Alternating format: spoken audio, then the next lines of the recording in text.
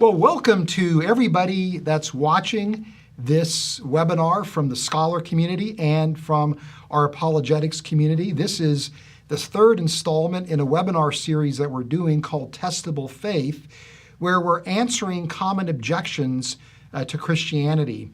And remember, the reason why we are doing this is because our focus here at Reasons to Believe is to use apologetics in service of evangelism. And so we want to create a community of scholar evangelists and lay evangelists who are equipped and empowered and encouraged to engage people that you come in contact with the evidence for the Christian faith, with the goal of using evidence as a way to build a bridge to the gospel.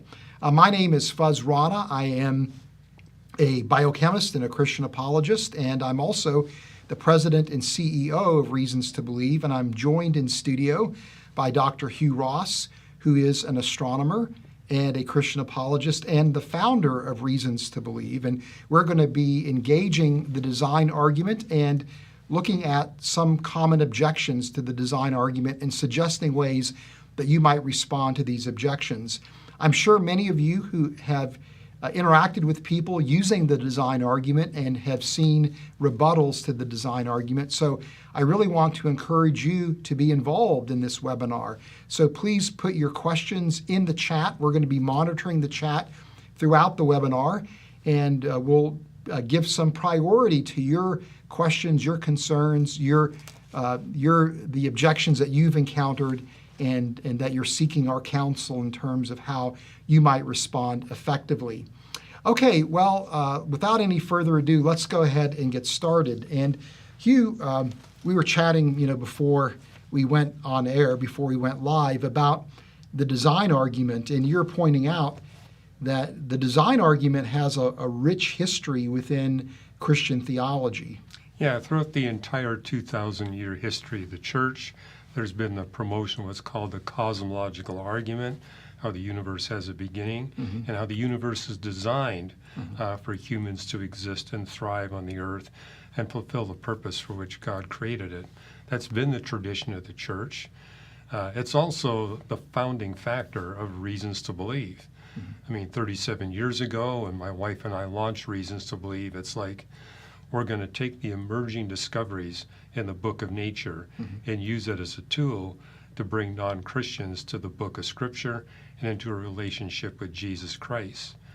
And the design argument has really flourished in the 20th and 21st century. You can almost say it's exponentially exploding. As you read the scientific literature, papers are being published literally on a daily basis. And I think that's part of our approach, is that we can engage skeptics saying, look at how the evidence for fine-tuned design is accumulating, evidence that's pointing to the God of the Bible. And we would share with skeptics, if you're not persuaded today, wait 1 month and just see how much exponentially more evidence we have literally in a single month. Which explains why I personally have written 5 full-length books on fine-tuning. You've written at least 3, as I've counted them, on fine-tuning.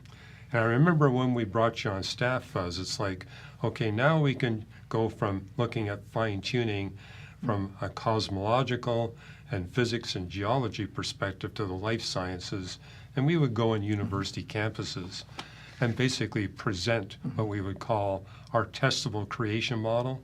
But it was basically you and I briefly summarizing the fine-tuned argument for the Christian faith. Yeah.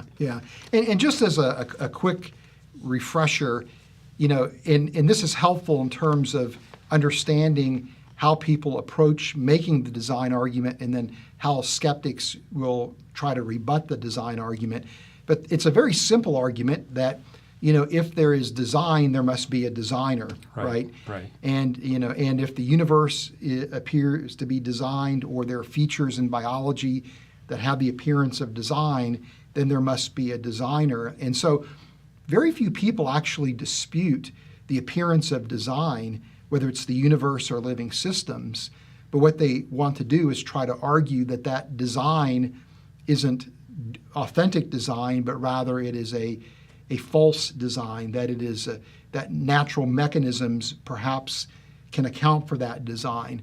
And so you've already made some mention to some of the books you've written and some of the ways that you've approached the design argument. But in cosmology, the central design argument would be the anthropic principle. Right. And then kind of supplementing that argument would be maybe what we might call the rare earth hypothesis, right? Right. So maybe just a quick summary of how that argument how those arguments work. Well, that's the beauty of the time in which we live, is that our knowledge of the universe and geology has grown to a point where even atheists and agnostic astronomers and geologists and physicists writing on this subject concede.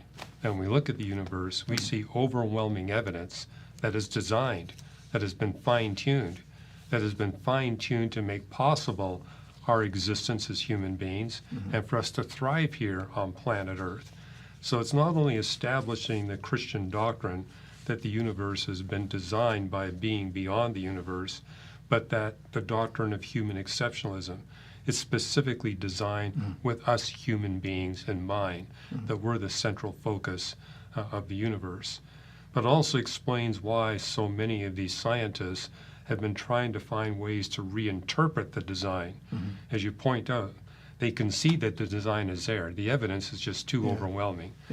But they're trying to reinterpret it so that it doesn't directly imply the God of the Bible and the Christian faith. So in astronomy, you're dealing with the fine-tuning or the idea that the fundamental constants that define the universe have to assume precise, exacting values. Right. So it's, that the universe is structured exactly the way that it needs to be so that life is possible.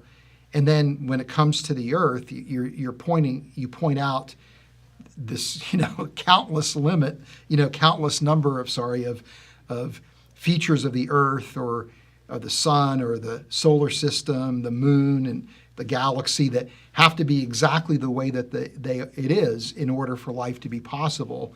So that's a type of fine-tuning as well, right?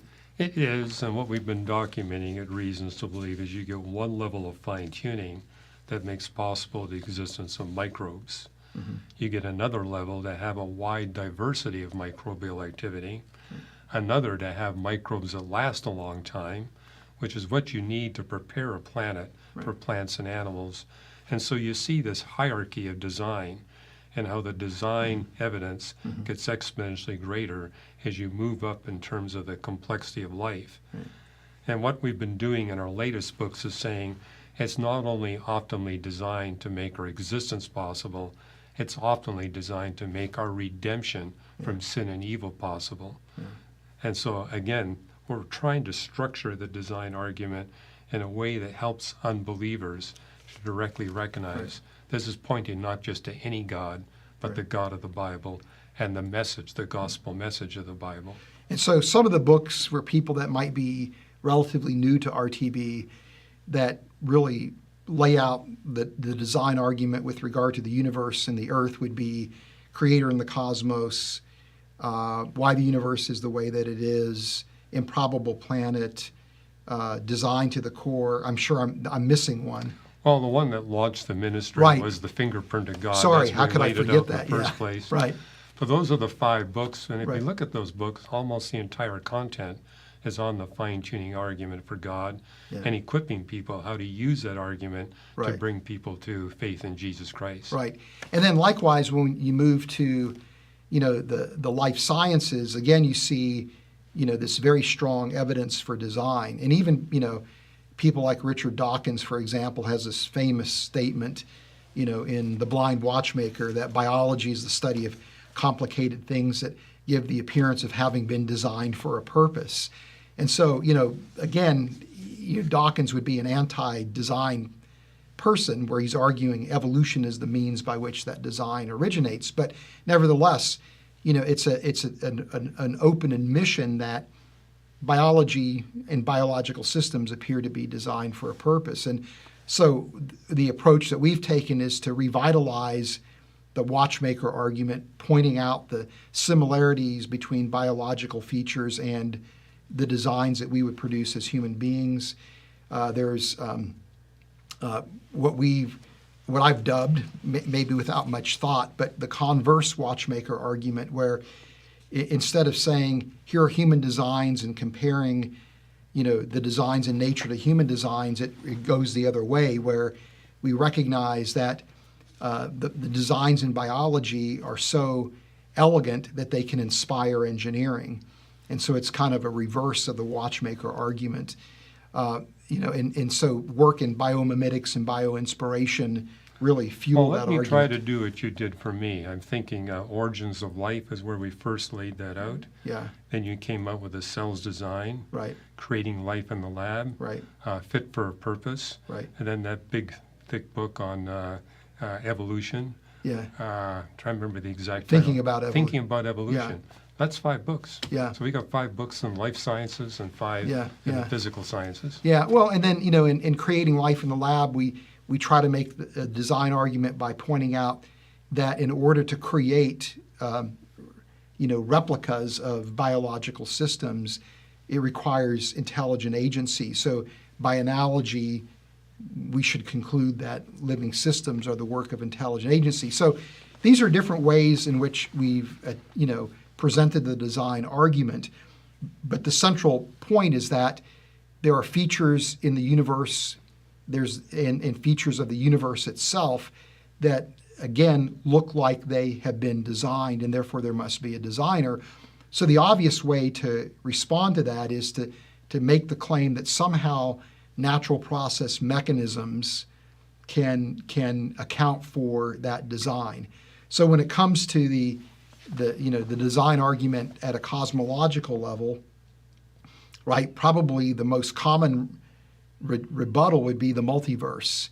That if there's a multiverse, then we just happen to be that one lucky universe where everything lines up. Way back in the 1980s, when I came up with the fingerprint of God, even before I came up with that book, I was telling audiences, eventually the evidence in science for fine-tuning the points of the God of the Bible will become so pervasive and so overwhelming, atheists will have nowhere else to go but to appeal to an infinite number of universes where they're all different from one another, right, and where by chance we live in the lucky one. But pointing out to audiences, whenever you appeal to infinity, you got nothing. Yeah. And I love what Leonard Susskind said. He's described himself at times as an atheist, other times as an agnostic. He's a very famous theoretical physicist, and basically said we've got to stop using the multiverse. It explains everything. An argument that explains everything explains nothing. Yeah. And what I did in both Design to the Core and in The Creator and the Cosmos 4th edition is to give people an analogy that exposes the flaw in the multiverse argument. That, when you're appealing to infinity, infinity plus infinity is infinity. Infinity times infinity is infinity. Infinity to the infinity power is infinity. And so it really allows for a lot of speculation. And so if you're going to appeal to a multiverse as a way to avoid saying the God of the Bible did it, well, in that multiverse, you're going to have an infinite number of planets, just like planet Earth. And an infinite number of planet Earths, you're going to have an infinite variety of birch tree species. And one thing we know about birch trees, they peel thin white pieces of bark. But if you've got an infinite variety of birch tree species, one of those species will peel thin white pieces of bark that are perfectly rectangular and measure 8.5 by 11 inches, where those pieces fall in soils with random chemicals in them that make random markings on those pieces of birch bark that duplicate all the paragraphs, all the diagrams, all the equations, all the photographs that have appeared in every scientific paper that exists in the scientific literature. Which means those papers didn't come from the minds of scientists, the multiverse did it. Yeah. So you're basically exposing the philosophical flaw. If you're going to appeal to infinity to get rid of design by God, it simultaneously gets rid of all designs that we humans have achieved. Yeah. And no one lives that way. Yeah. That's a really good analogy. And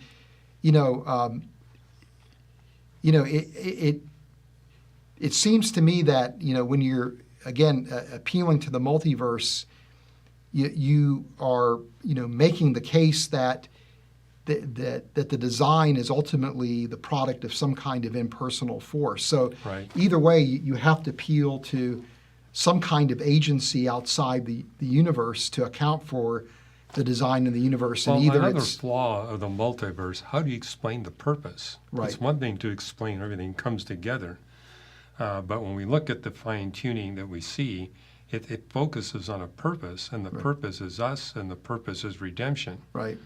That's something that any multiverse theory is incapable of explaining. Right. Well, because I mean, ultimately, it's either going to be, some kind of impersonal mechanism or a personality.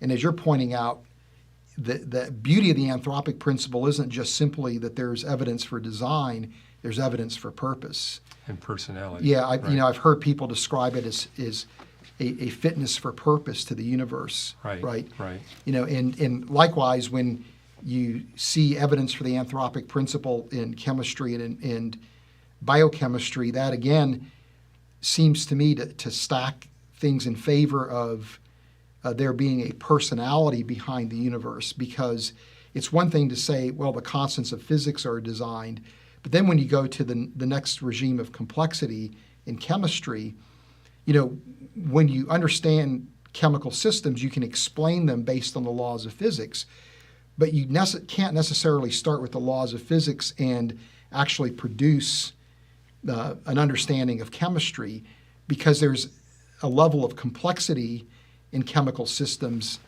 that creates, in a sense, a set of properties in those chemical systems that you can't necessarily anticipate from first principles. This is where I think the fine-tuning argument is really explanatory power. Right. And not only demonstrates that there must be a God beyond space and time that is personality and purpose. Right.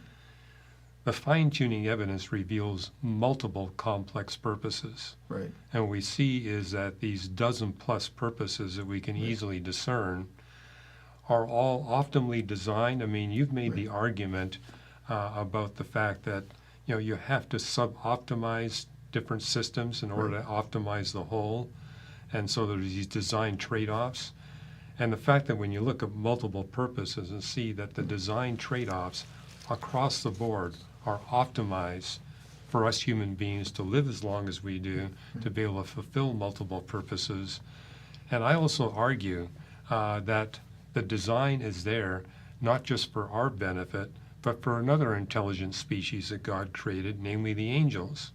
And so all this design is instructing and showing them and helping them. And so there's a lot more purpose and a lot more complexity here once you begin to actually accept the fact, hey, this really is designed by a being who created it all, and let's dive into it. I've actually argued that the design principle is a great tool for guiding scientific research. Or, as I engage non-Christian scientists, look, I know you don't believe like I do, but why don't you just put this to the test? Assume that there's a design imperative behind science, and with that perspective, see if it doesn't make you a more successful scientist. Right.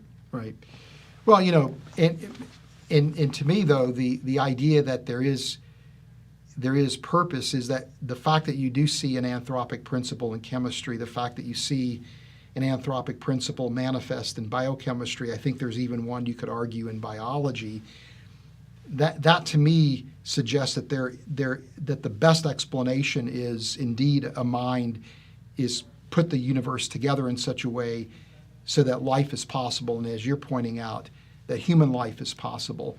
Because if it was just a multiverse, you might expect to see, design at the cosmological level, but why would you see that same kind of anthropic set of coincidences emerge in chemistry that are reinforcing what you see happening in physics, or that are reinforcing in biochemistry what you see in chemistry and physics? So to me, there's that cohesiveness and that coherence that is very, very compelling. Well, I'm glad you went that direction, Fuzz, because a common objection I hear when I talk about the fine-tuning of the universe, they'll say, well, Dr. Ross, you're talking about a sample size of one.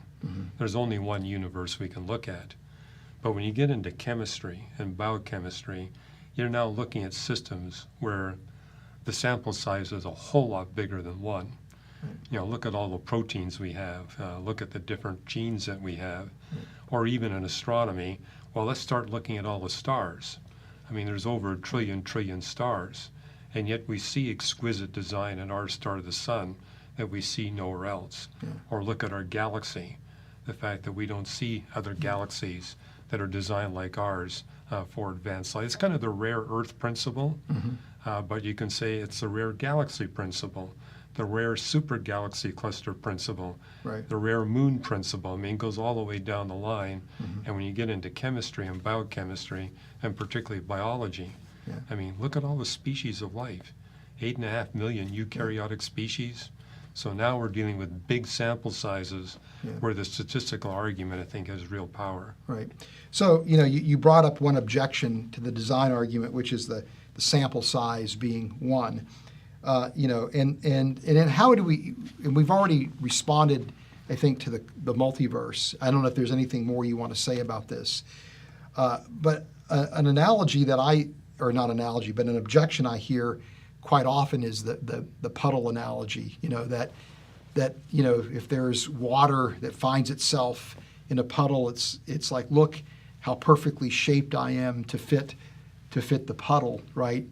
And so the argument is that, you know, in retrospect, we see, or in hindsight, we see that, you know, the universe being exactly the way it needs to be for, you know, for human beings to exist. And so, you know, you kind of reverse engineer the design argument by saying, well, because it perfectly fits for us, it must be designed, where the argument is, well, you just happened to evolve in a universe that... The way to fit the universe. So that you fit the universe, right? Right. Well, that argument's been around for at least 3 decades, but I think what's encouraging is the argument has now showed up in the peer-reviewed scientific literature. And people are basically exposing the flaw in that argument, making the point that life is not like liquid water. It's a liquid. It's going to fit whatever basin it's in. But liquid water is a very poor analogy for living systems. And so basically makes the point is that we can't fit any universe. Water can fit any puddle you put it in, but that doesn't work for life. And there's actually a good debate you can watch on YouTube between an atheist and a Christian astronomer on the puddle argument. And there's 2 papers I recommend. So if you just search for puddle argument on one of these archived websites, either PubMed or the one that NASA uses at Harvard University, you'll see that now the scientific community is recognizing this is not a good way to rebut the fine-tuning argument. Yeah. Well, you know, it's interesting with regard to the puddle analogy, because in the early 1900s, this scientist at Harvard, he's a physiologist named Lawrence Henderson, wrote a book called Fitness of the Environment. And Henderson, you know, made his contributions in science by figuring out how buffering works in the blood and in the cytoplasm, and, you know, laid the, you know, critical foundation for understanding, you know, buffering. But through that process, he became deeply impressed with the properties of water, the properties of carbon dioxide, the properties of phosphates, where he's pointing out that these materials have these just right set of properties that create a milieu so that life is possible. And so he argued that we have to think about a fitness of the environment just like we think about a fitness for life. But he argued that the fitness of the environment takes primacy, that if it wasn't for the chemical environment of the universe being exactly the way that it was, life couldn't exist so that it could evolve to fit the universe. Right. And so you know, what he's basically arguing is that you have to have the universe in the just right way in order for life to even exist. So that completely undermines the whole premise of the puddle argument. So the way I would argue is, or respond to that, is to say, the problem here is that in the universe, we live in a universe that allows for concave surfaces, right? As opposed to a universe that's flat, or a universe in which only convex surfaces are possible. Right. So the fact that we live in a universe where concave surfaces are possible means that puddles are possible.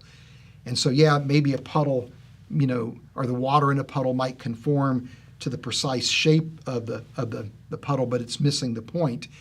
We live in a universe where puddles are even possible, and I think that's what people miss when they're making the puddle analogy. Right. Yeah. All right. So, what are some other objections that you've seen? Well, again, going back to the 1980s, when the anthropic principle was first proposed, it was proposed in the context, what kind of design do we need to have humans exist?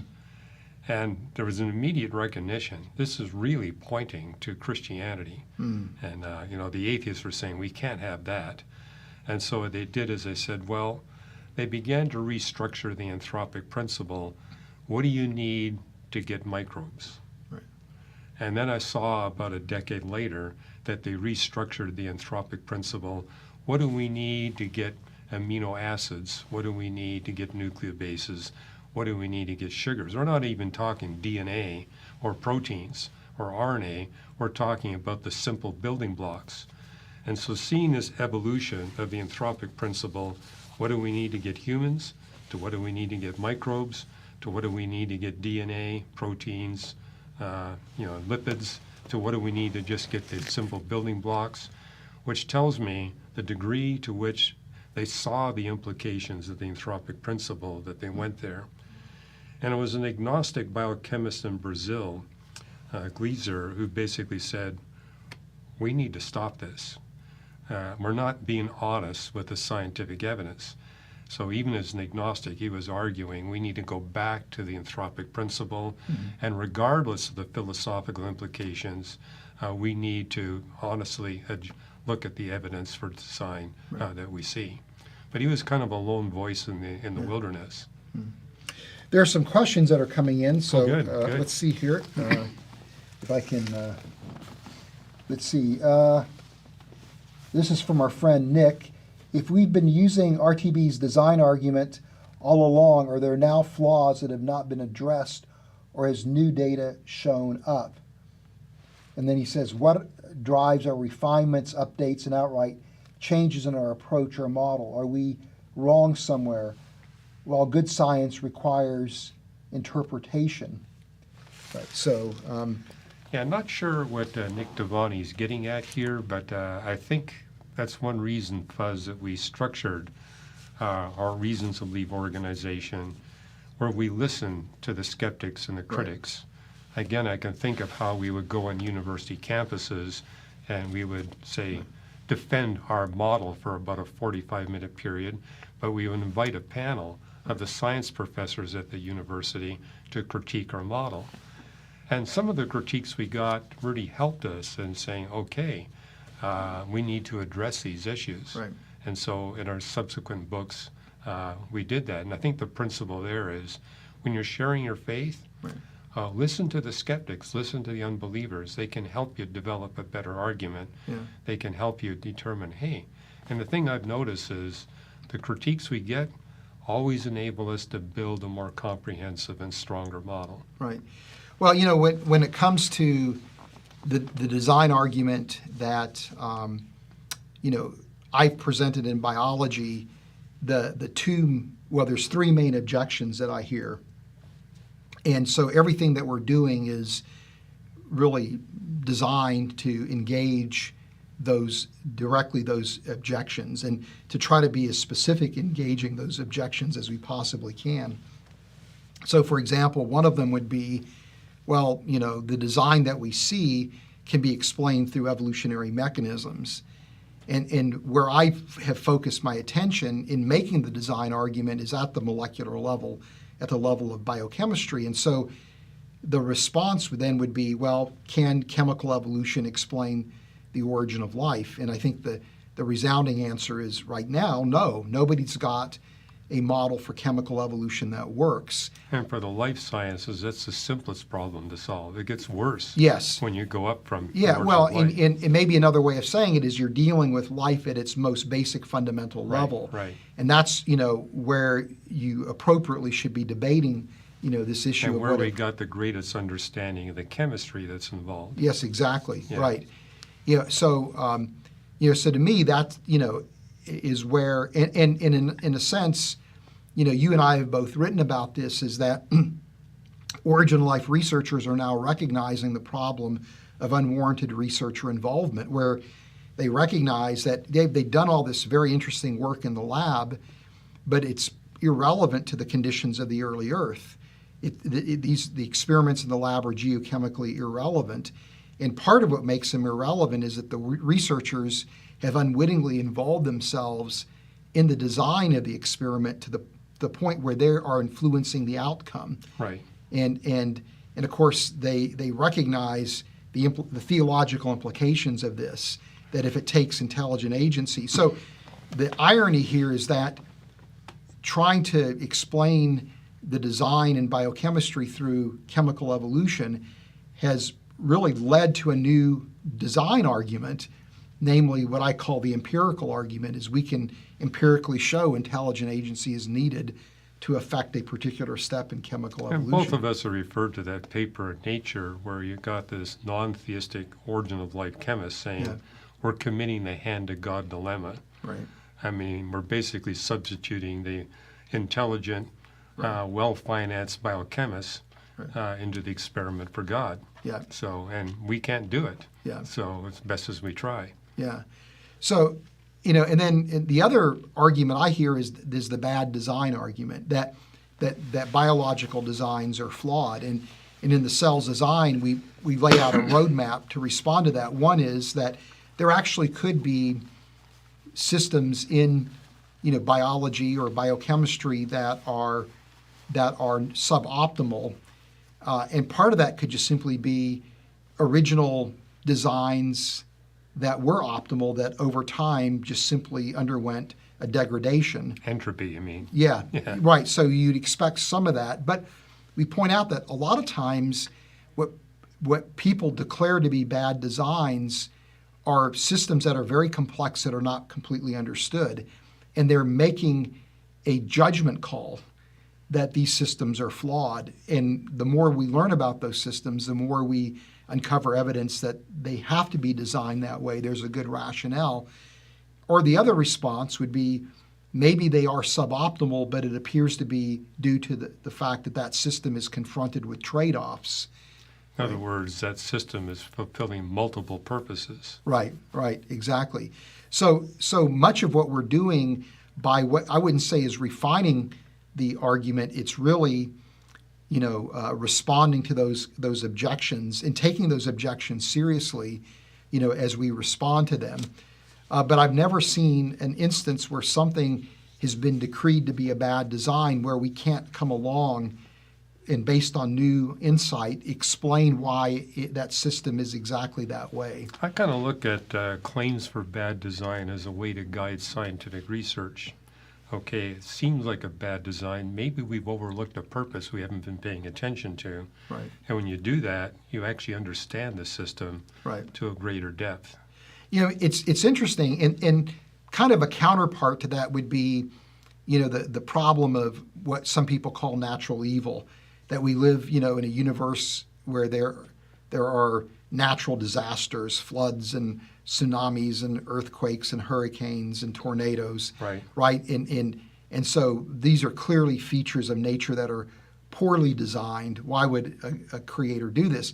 But both sets of objections, whether you're talking about what we might call the problem of natural evil or bad designs, these are actually theological objections. They're not really scientific objections. In other words, what people are raising objections because they have an understanding in their mind as to how the universe ought to look if there is a all-powerful, all-knowing, all-good creator.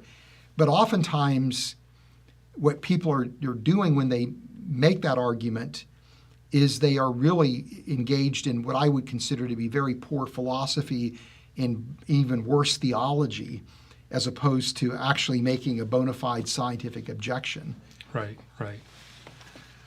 Yeah. I mean, when you think about these things about natural evil, I don't really like the term. Right. Because it's like the universe was designed to eradicate evil, which requires certain laws of physics. Right. And when I look about Christianity, and you know my story. I was not raised in a Christian home, but when I got interested in this idea of God, because I saw the beginning of the universe, looked at the different religions of the world, and what I saw unique to Christianity, it's a two-creation model. Yeah. God creates his universe as a tool in his hands to eradicate all evil and suffering.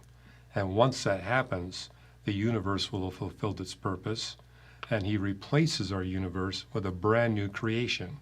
And in that creation, there's no earthquakes, there's no hurricanes, there's no wildfires, right. There's no disease, there's no decay, there's no thermodynamics. Right.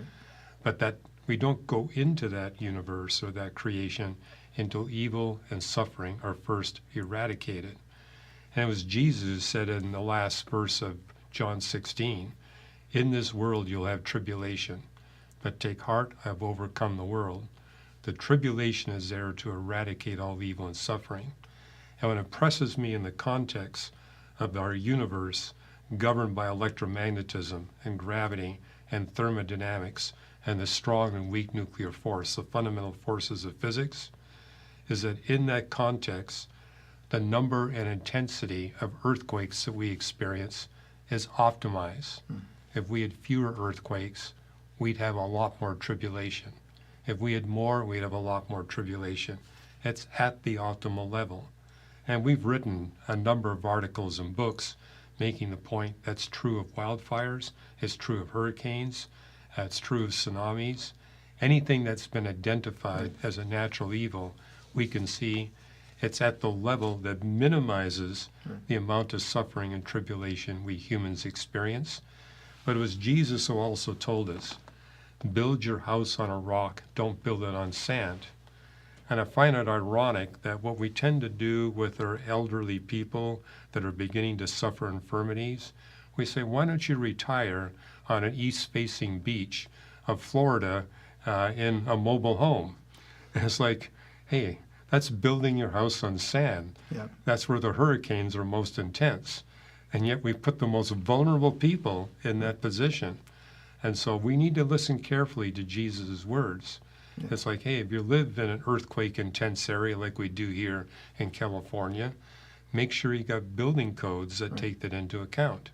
Well, I mean, you're bringing up a point, and by the way, we want to remind people to put your questions in the chat. I'm not sure what time. Yeah, I just want to make sure we're getting to some of. We're probably talking too much and not answering questions like we should. Well, but I to get to your point though, and then we'll go take a question. Is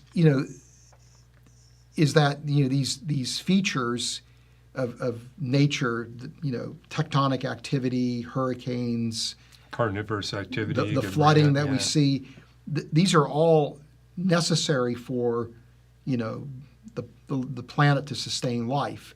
That if we lived on a planet where these processes weren't happening, life wouldn't be possible on the planet.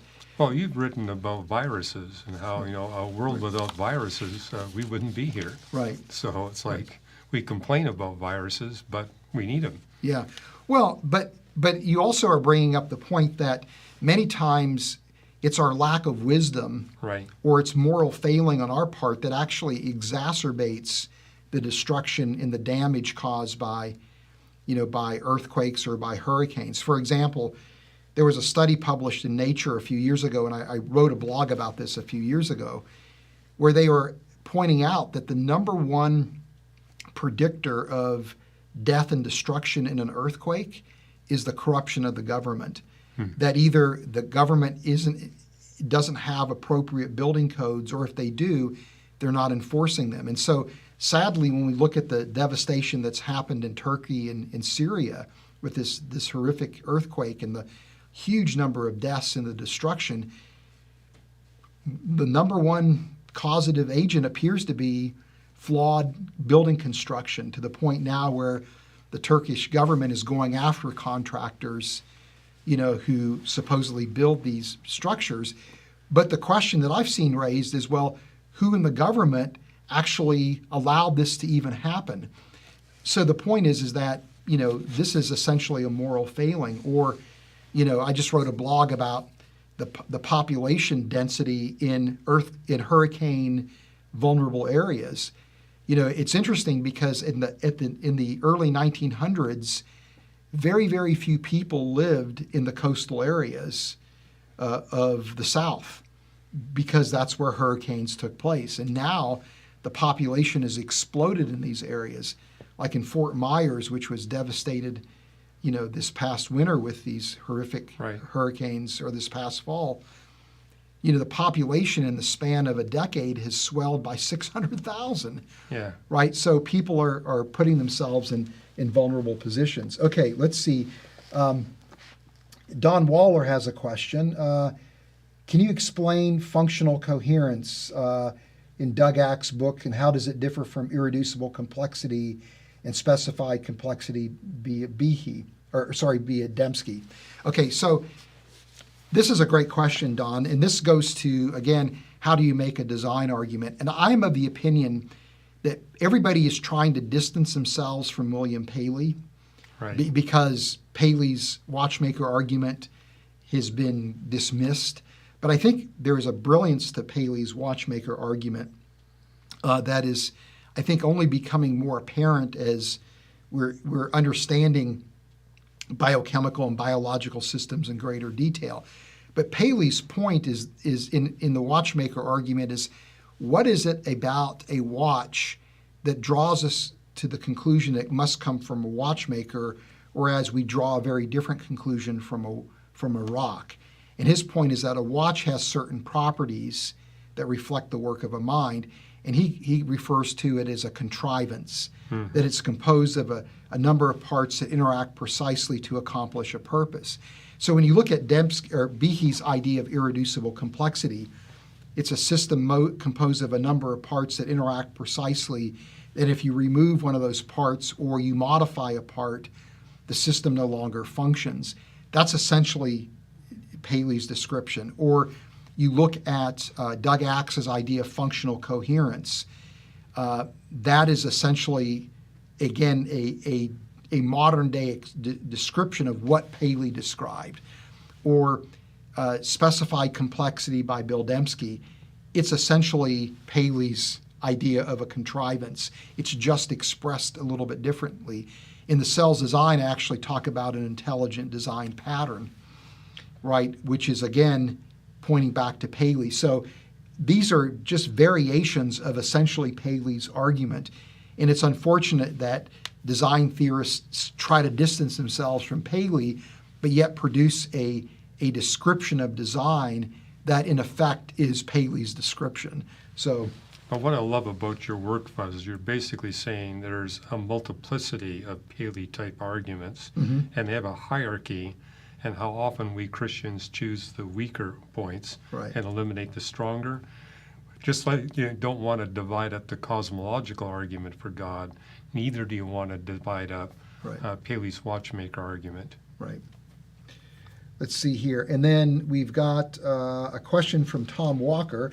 Dr. Ross, you mentioned the creation is now also showing that it is designed for the purpose of redemption. Please explain how this is different from a strong form of concordism. Well, a strong form of concordism is where you're reading more science in the Bible than the biblical text actually warrants. And it's not unique to Christianity. I mean, in a book I got coming out in a few months, I make the point where you really see strong concordism is in Hinduism, Islam, and Buddhism. Because those writings tend to be a lot less specific than the Bible. And so they're reading things into the text that are not warranted. So we make a distinction between soft concordism, where you're reading too little from the Bible, trying to be so conservative to avoid any kind of critique where you read too little or you read way more than what the text requires. And we make the point that we're trying to promote a moderate concordist position. And by moderate concordism, we expect there to be some dynamicism. So in other words, as we do our research, we say, hey, there's something in the biblical text we haven't seen before, but if it proves to be unwarranted, then we back up. Mm-hmm. So it's dynamic in the sense that it's not a static discipline. And what was the first part of Tom Walker's question? Oh, about the redemptive point. Yeah. Well, that's something that we're looking at in terms of the record of nature. Does the record of nature actually point to a redemptive purpose in the universe and our galaxy, our planet, mm-hmm. and all the other life forms we see supporting human experience? And yet that's an argument I've made in Design to the Core, that you really do see the fine-tuning argument in a much more powerful and comprehensive context when you put it in what does the universe need to be like, not only for humans to exist, but for billions of humans to be redeemed from their sin and evil. What does our planet need to be like? And what about all these millions of other life forms? What does life history need to be like? So going back 3 billion years and saying, okay, what does the microbial ecosystem need to be like if the end goal is the redemption of billions of human beings? And this implies, for example, that we not only need a universe with human beings, we need a universe that allows humans on one body within the universe to develop the technology and the population level where it's possible for billions to hear the gospel message and to hear and respond to that so they be redeemed from their sin and evil. You could also argue it needs to be structured in such a way that the Creator himself can come into our context, the incarnation.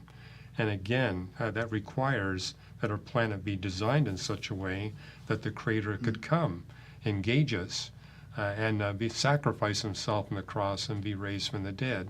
So this actually explores a lot more fine-tuning.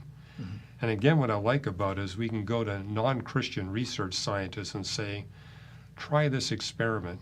Do your research from a biblical redemptive perspective and see if it doesn't make you more successful in making scientific discoveries. And of course, my goal is once they see that success, they'll realize maybe there's something to this Christianity. Maybe there's something to the Bible I need to seriously give my time and attention to. Yeah. Okay, here's one from Sean Rhodes. A biology teacher tried to argue that a snowflake was designed by natural causes as a counter-argument to the engineer who designs a car, a computer, the software, a watch. How do I respond? Well, you know, it's not to say that there are not features in nature that are beautiful, that, again, have the appearance of being designed.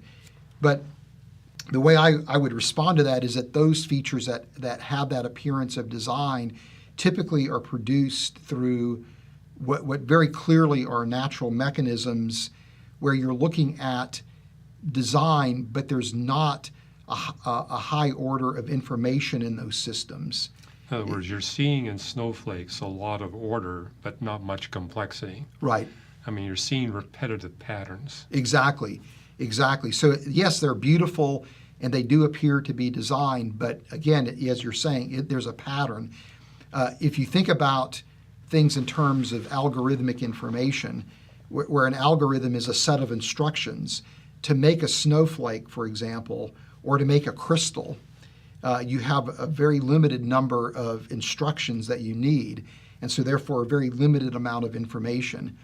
Whereas when you're dealing with designs like an automobile or a computer system or software or hardware, you really are dealing with very complex sets of instructions in order to build those kind of systems.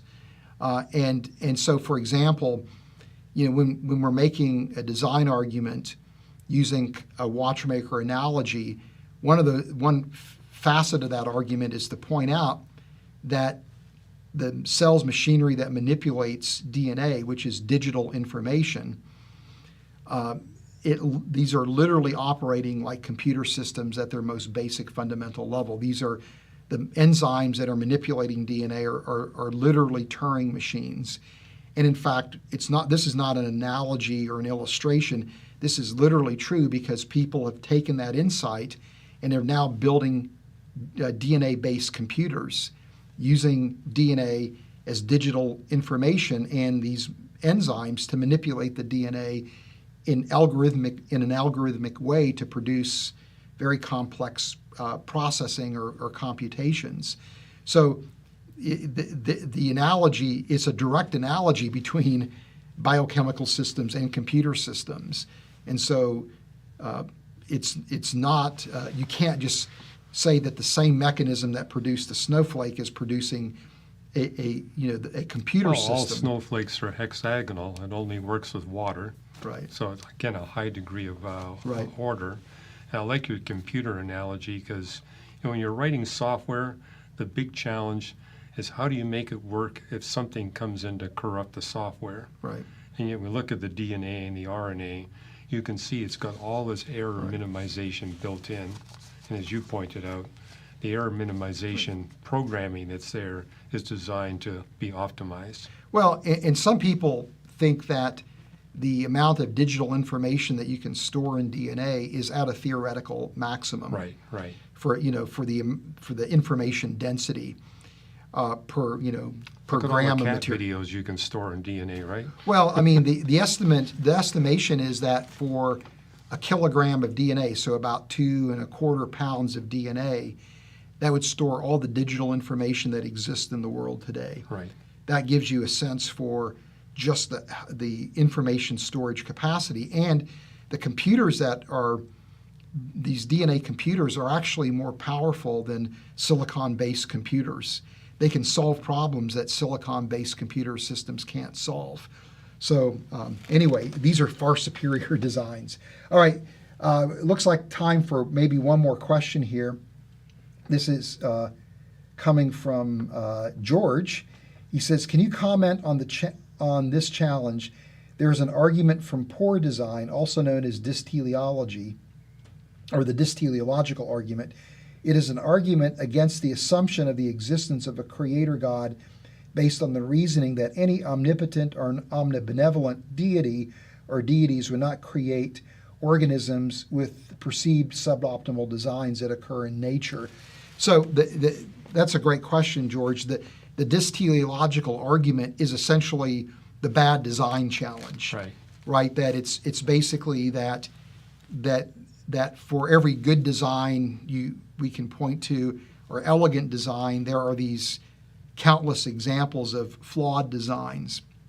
And so really the way to respond to the claim of flawed designs is usually through additional scientific discovery. We unearth a rationale for why those systems are that way, turning what appears to be a flawed design into an elegant design, or they may be suboptimal, but again, you're dealing with trade-offs. And, I've heard people say, well, why would God create a universe where trade-offs exist? And it would be my contention that God could create a universe with a different set of laws of physics. There still would be trade-offs. It would just simply be a different set of trade-offs. You can't escape trade-offs if you're looking at systems that are complex systems that are performing multiple Yeah, if you want objectives. no trade-offs, stick to just one purpose. Right. But if you want to fulfill, say, 20 purposes simultaneously, trade-offs are inevitable. Right, because many times those purposes are in opposition to one another. Like trying to buy a car that has optimal fuel efficiency and optimal road performance. Right. I mean, those are contradictory goals. Right. So there has to be trade-offs, and oftentimes what you end up seeing is there's a sheer brilliance in how the trade-offs in biological systems are managed, that it's not just a haphazard set of trade-offs. They really are honed or fine-tuned. Okay, let's see. Well, we're about down to 5 minutes. It doesn't look like any other questions are coming in. Is there any bit of sage advice that you'd like to offer people as we kind of wrap this all up? Well, I think you got some sage advice as well, so I want to make sure you got time for that. But my advice would be keep sharing your faith, keep listening to what the objections are, and keep developing better responses to the objections. But be sure to give a positive approach. I mean, we were talking earlier about the multiverse, and how I kind of gave a negative argument that, hey, if you're going to appeal to infinity, you can explain anything. But another approach is, well, if it really is pure chance, then the more we study the system, then the more it's going to look haphazard. But instead, as the more we study the system, the stronger the fine-tuning evidence becomes, the more it's directed at us human beings, the more it's rejected at our intent of purpose, then that really does tell us the designer is a personal entity that's got specific purposes for us rather than random chance. So random chance is testable. And that's, I think, the privilege of living in the 21st century.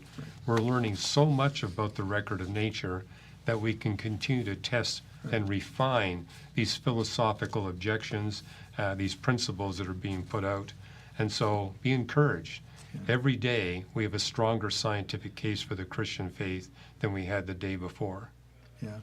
I probably would say something very similar in terms of advice and encouragement is, that I think it is important for us to be willing to directly engage the objections and, and I've always been encouraged by the fact that for every time an objection is raised, a little bit of elbow grease in work usually uncovers a good reason why things are the way that they are. And, there's a lot of times where, again, scientific advance overturns things. I mean, the classic example would be junk DNA.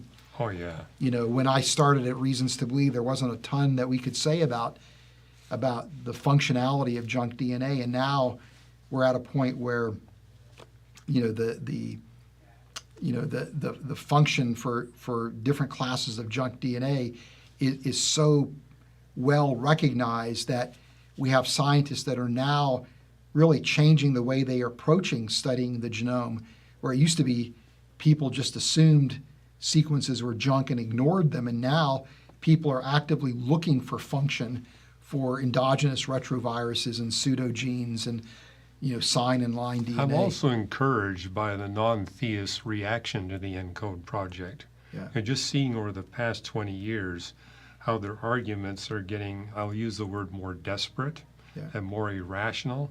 And I think we can use that as an argument for a Christian faith. Well, when the ENCODE project results were published as phase 2 in 2011, 2012, there was an outcry from many biologists who claimed that the definition that the ENCODE project was using for function was a wrong definition. Right. What the ENCODE project was using was the causal definition of function. If something does something, it's functional, right? And instead they argued for a definition of function that was deeply steeped in an evolutionary framework. But when you start debating what is meant by functionality as a way to sidestep the implications that a significant portion of the genome is functional, that becomes a philosophical objection that's masquerading as a scientific objection. Right. And so I think it's important to point out, or be willing to point out, that really many times these objections are actually against the design argument are really philosophically ridden. It's what we saw in the skeptics forums we did on university campuses. We invite them to give us scientific critique. What do we hear? Philosophy. Yeah. They didn't really come across with any science. They tried to redefine the philosophy of science. Yeah. Okay, well, it's about time to wrap this up. I hope that this was helpful to you. I hope that this was enjoyable to you. We really very much appreciate each and every one of you who are part of our scholar and apologetics communities. You are part of the team, and we really hope that you increasingly, because of your involvement with Reasons to Believe, increasingly feel empowered and encouraged to share your faith, to engage with non-believers, and always remember that the more we discover about science, the more that we have reasons to believe.